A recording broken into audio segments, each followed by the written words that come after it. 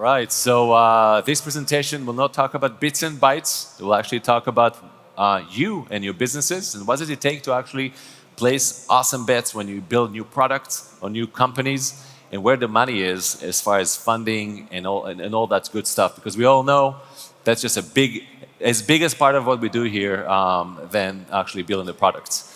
Okay, so a little bit about me. So I'm the co-founder and CEO of Hackster.io. Anybody, maybe, I guess some people know Hackster, right? Okay, a few. Come on, Alice there. So Hackster.io is a large hardware community. 1.3 million developers use it worldwide. I'm also I used to be a hardware entrepreneur. I call myself a recovered hardware entrepreneur. It's hard, sexy, but hard. And I also invest in some companies and advise, and these are some of the products I've built. And I had 2 exits in 8 years. I made at least 10,000 mistakes. I'm still making mistakes. And I have 3 awesome lessons, which I'll share with you at the end of this presentation.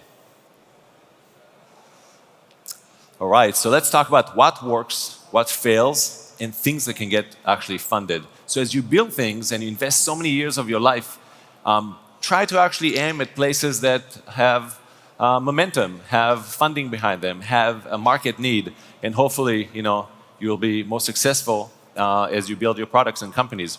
I also want to give a huge thanks to SOS Ventures and Hacks. For those of you who know them, they're big hardware VC and incubator in Shenzhen, San Francisco, and all over the world, really, who helped me tremendously building this deck and gave me an insane amount of data that I hope you're going to love. Not something I could have just put on by myself, I think.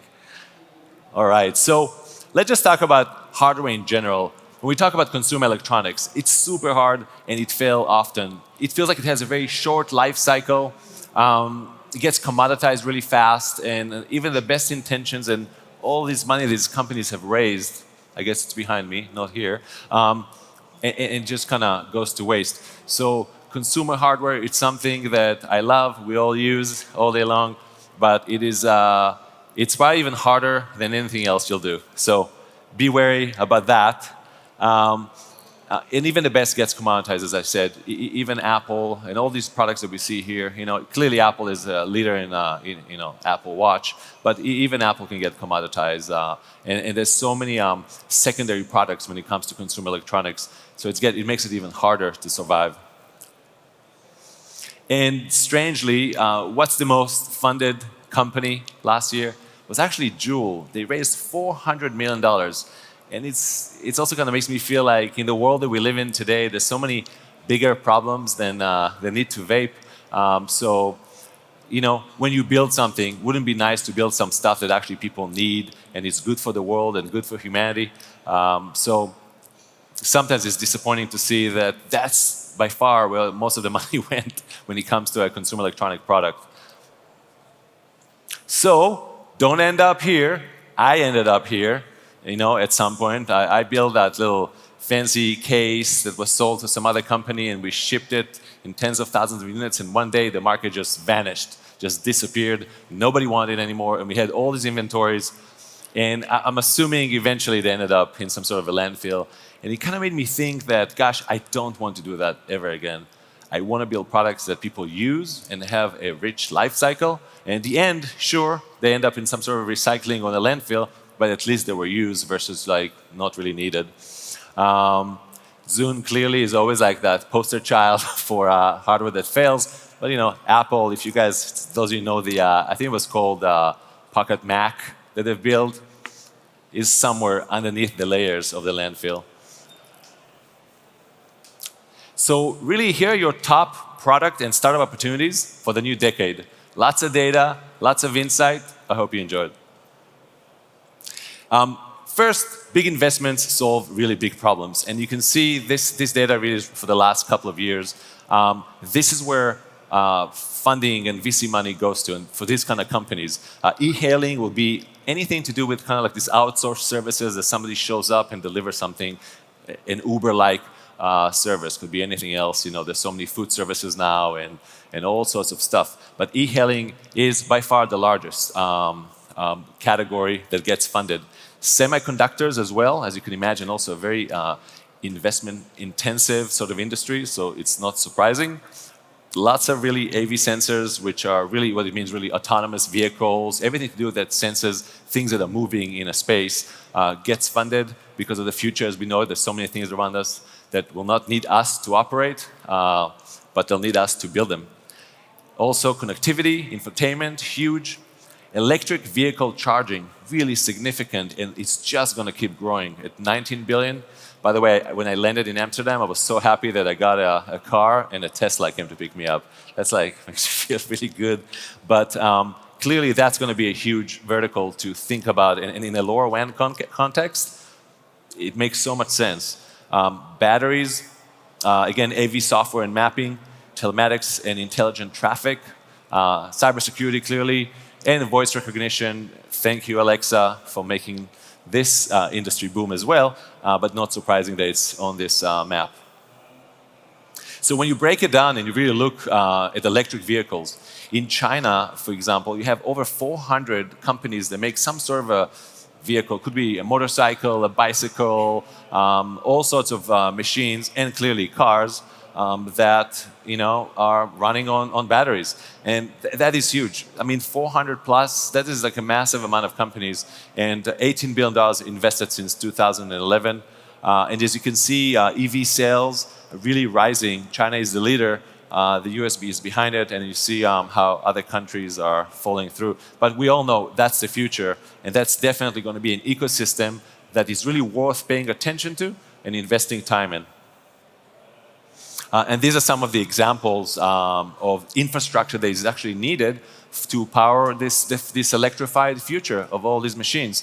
So you can see some of these companies, like a Battery Tech Network raised $1.3 million, PushMe, and all sorts of different companies, including ChargePoint, raised a significant amount of money to create an EV charging network. And again, you can think about it, again, LoRaWAN, things that are actually kind of remote, not necessarily in the city, not necessarily have a persistent connectivity. Classic example of where you can kind of investigate and see if you can help your devices, your ideas, your hardware, your software to build something interesting. Healthcare access is also booming. A ton. The VC funding is also massive. In 2018, about $14 billion were thrown into this. And also 4.1 out of the whole pie came to support devices. So that's also super interesting. And it's so cool to be here and to look at this wall right behind me with a lot of you guys' products on this wall and to see that it's really spot on. I didn't see anything that I said, not needed. It's really spot on around all the verticals that you should be playing with. So again, LoRaWAN companies can improve healthcare for more people than ever, broaden the access, reduce the costs, and better the outcomes. So great vertical to play in. Let's go to the next one. Industrial automation, also a booming business. And this is really about manufacturing, robotics. It's all about really, if you think about units installed in 2018 and robotics density per humans, the trends are unbelievable. They really are growing exponentially fast. Super interesting to see how Korea has the highest robot per human ratio. And this is just going to continue and grow. So think about that as well. How does this, how does this vertical and this industry serve what you're trying to build, and how will it receive, your products should you play here? And there's a new way of even building things, including actual buildings. So from 3D sensing to industrial mobile applications to build all sorts of stuff. There's so much you can actually do on that front as well. I feel like this is also an upcoming trend. It's still not mainstream, like what you see in factory floors, but it's something to watch for. As you all know, because so much of what we do here and what we see here in this amazing, awesome conference is about agriculture, right? Ag tech and all that, and also the future of food, which also is changing what people are growing now and how they're harvesting things, in particular because of plant-based meats and all that, which is driving a lot of the new world of agriculture in a sense. So massive investments, $16.9 billion in 2018, 43% year-over-year growth. So this is great because I feel when I walk on the floor and I see so many cool products, it's exactly what you guys are building. It's exactly actually what's needed. And while the US still dominates this sector, you can see emerging markets like China, India, Brazil are actually contributing to some of the largest deals because they do have massive farming businesses. And this slide just kind of shows you, when it comes to agricultural technology, I mean, there's such a massive ecosystem. And I think you're going to have access to this deck later to even just go and look into these companies. Are these companies you should be selling to, partnering with, learning from? Clearly not everybody survives this kind of slides, but it's very impressive to see how many companies are playing in this segment of the industry and how big it is, and it's just going to continue and grow. And clearly there's some really cool stuff happening with drones as well as it pertains to agricultural technology. This biocarbon engineering tree planting drone with these little pods that can actually implant from the air raised $2.5 million. I mean, really promising. Pollination drones with a lack of bees around the world. I mean, God help us. Now we're actually creating mechanical bees. But it's needed. It's a fact, that we don't have as many bees and insects that actually used to pollinize. So having machines do that, something so necessary for food production, also great opportunity. Think about it. Plays perfectly to this technology we're all here for. And it's very impressive. There's also, so when we talk about agricultural tech, there's so much more than we think. As you dig in, you see so much more. There's also a lot of technologies that deal with soil health, plants health, pollination, as we discussed, biome, growing food even with bees, right? Again, creating a better environment for bees to thrive as they seem to be dying in a natural world. So a lot of interesting stuff. Look at Indigo, plant microbiome solutions for crop nutrition, raised over $600 million. That is very significant, I kind of feel like everybody should work with these guys if I have some money to spend on you. And I think that one of the biggest drivers also for a modern agriculture is these companies that are creating new ways of making food, right? A lot of you might have heard about Beyond Meat or Impossible Foods. At least if in the US, it's becoming pretty big. Companies like Burger King and Carl's Jr. actually sell these products in the US as a mainstream hamburger. So they're creating new kind of ways, new crops that were never actually grown before in such huge quantities, like yellow peas, for example. So that creates another demand, and the ecosystem gets richer and bigger and deeper.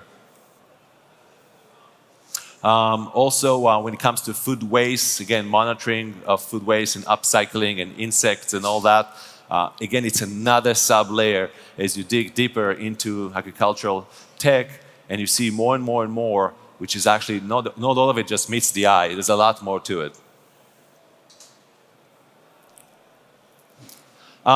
There's some other trends. So earlier I said, well, consumer electronics are very tricky, but there's some trends in consumer electronics which are a lot bigger and have a longer life cycle and a lot harder to do, and they're a combination of hardware, services, software, experiences, and content.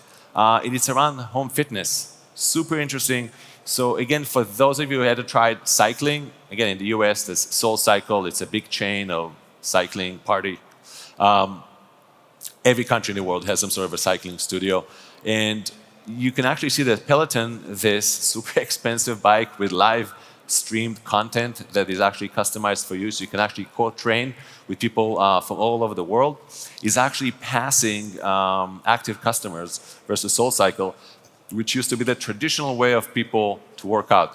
You go to a studio, you pay a fee, you sit with a bunch of people, you get a great exercise, and then you go home. So, and Peloton is not inexpensive. It is extremely expensive. It costs thousands of dollars, and their monthly fees. You have to pay subscription fees. So what you see is that there's really interesting also trends in home fitness and home equipment, which you guys could track. There's also unmanned retail trend. That's really started with Amazon Go, and now you see this actually all over the world. There's all these little experiments around this. It could be a pop-up shop, could be a permanent shop. that doesn't have lots of humans running it. Certainly not no cash registers. There's one next to my work in Seattle, and we always try to like compete and see how fast can I walk into an Amazon Go store and get myself a sandwich and a drink and be out. And we did it once in 12 seconds. You could just walk in, grab your stuff, walk out, and you're done. So you see this also as a trend. And again, these things could be put anywhere. And think about the opportunity that it speaks to you and what you do. This is actually a big favorite of mine. I love this. I think energy storage and management really solve a lot of problems in the world. If we're able to store all this energy we can harvest through clean tech, but we can't right now in an efficient way. I read once that Bill Gates said this is $1 trillion opportunity. This is, if somebody's really going to solve this at scale, they're going to be very, very successful, and they're going to do something really good. So think about that as well. Often, when you think about solar installations, wind farms, all sorts of hydro plants, they're not necessarily in town. They're everywhere else. They're classic distributed sort of mechanism somewhere in nature, and they could really use also LoRaWAN technologies to help communicate, connect, report, and do all sorts of sensing that's really very much needed. So huge business, big funding rounds. Super interesting to track that as well. So the LoRaWAN opportunity can solve problems of high complexity and high value in sectors such as agriculture, energy, transportation, industry, meaning manufacturing really, and health. So you guys actually know a lot of that. You create these PowerPoints before you come to these events, and I'm like, you know what? Everybody here is spot on. There's so many things here that are so impressive and so correct that I was so happy to see it. But if you focus really on these industries where venture capitalists are funding, where there's actual demand from enterprise customers, cities, manufacturing plants, etc., you're going to be very successful and reduce the frustration of running a company and not finding your customers, which is something that's very terrifying. For those of you who've done this, we've all been there. So my last slide, and I'll take a sip of water, is really so what did I learn in many years I've done this? As well, now that I work for Avnet acquired Hackster 3 years ago, and they kept us as a separate division. But now I'm also doing some venture capital at Avnet, so I'm helping them find companies they want to support, nurture, possibly even acquire. So I've worked with so many startups, either people that came to Hackster and asked for help, or a partnership with Kickstarter. There's so much. I feel like, and also I was probably an advisor on 10 companies in the last 3 years. So I've seen something very, very interesting, and also from my own experience, which is very consistent. And it's a pattern. These are patterns. So the number one thing is, actually I'm just going to read them. So it's market, business, and partners. So market is super simple. We all know this. Does your product have a market fit? Does it fit anywhere? And does anybody actually want it? And also ask yourself how badly they want it. And as people that build products, it doesn't matter if you work in a company or your own business. It's such a hard question because we love what we do, and we love the products that we build, and we fall in love with them, and we love to deceive ourselves, to tell ourselves that it's fine, I'll figure it out. Sometimes you do, but sometimes you don't. So always good to always step back and say, do I actually have a market for what I'm building, and how badly people want it? The second one is clearly just the business model. Often I meet companies that get sucked into the rounds of raising money, and it's very difficult. Difficult in the psychology of the employees, the founders, even inside of a company. If you work for a big company, it doesn't mean that people write you checks all day long to build the products that you want to build. They actually want you to deliver and to become profitable and positive to their P&L. So understanding clearly, and by the way, raising money is awesome. You should all raise some money to start because you need to breathe. But think about it, when does your business turn a profit? Because when you turn a profit, then you can actually scale it, and you can grow it. And then you can take investments that are not about survival. You can take investments that are about scaling. So really understanding business models, and that's something I'm so bad at, and I always tell myself, the next time I do this, I'm going to live here, because this is where I always find myself like, well, I'm doing business, but it's not enough, and I can't hire another person, I can't scale, and raising money is something that I detest. So understanding a business model, how you actually turn a profit and make income is very, very critical. And the last thing is partnerships and partners. And the way I see partners is really twofold. They're partners that you attach yourself to. And let's say if you're a smaller company, clearly you work with the big guys in the world that have a channel and a sales team and a solution building mechanism, and you become part of what they do. So through this partnership, they can help you scale, they can help you grow and find what you need. But also partners that bring you some of the pieces that you're missing. I mean, we're all puzzles, and we have things that we never figured out, right? They're still, missing. So maybe they can supplement and help you do things that you wish you could have done, but you just don't have the time to build it or scale it. So partnerships are so critical that I can't stress enough like how much time people should spend on understanding how partnerships work. I can tell you that at Hackster, a single partnership with Arduino early on changed the fortune of our company. It's just like our ability to reach out to developers, and our initial market was more of a maker's market. Ever since, both Hackster and Arduino have evolved more of a professional engineering market, but it was critical. If we haven't focused on this kind of partnership, we would have never been able to grow at the rate we have grown. And the same with Microsoft was another partner of us that helped us with tremendous growth in the early days where we couldn't afford growing. We didn't even know how to grow. So partnerships are critical.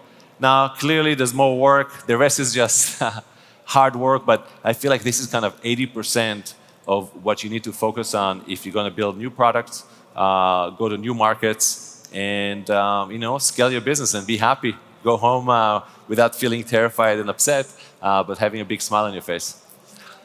All right, so this is the end of my presentation. So I'd be happy to hear from you guys. Here's my email address. You can also find me on LinkedIn, and be happy to hear any thoughts, feedback. And I think this deck would be available, so you can also go back and see all these numbers and all these trends. And thank you very much, Cool. Benzion. Not only for this presentation and not only for being a good investor in many startup companies, but also being an excellent mentor to them. But then again, you said, well, all these devices are quite spot on. You also gave us good advice on how to proceed positively. But then again, some people say we have very few successful startups in LoRaWAN. Would you agree with that? And if you do, what will be the cause of that, according to you? Yeah, I guess that we haven't seen like a big breakthrough company, No. that has done something unusually like a unicorn, multi-billion dollars, kind of business. I feel like it's still early on, to be quite frank. I feel like it's just early. It takes years sometimes for people to understand what can you do with this technology, how useful it is, at scale on this massive planet, right? And in particular, I think, again, agricultural technology. Some of the dollars you saw being invested in these companies will take years to show who actually is successful. And I'm sure a lot of them use LoRaWAN, right? But I just think it's a little early. And people have to think not just products, think about big solutions that solve a big problem in a sector versus a single siloed product that does something really well, say some sort of an environmental sensing of soil, right? So that's good, but often doesn't help you scale. That's what I heard quite often in presentations. Focus on the verticals, not the horizontals. And so we're not doing bad. We're just ahead of the curve then. I think so. I'm a big fan. I'd like to see this grow. Okay, thank you. Any questions or remarks or suggestions to Alan? Anyone? 3, 2, 1. All right. Thanks very much. Thank you very much. Thank you. Thanks.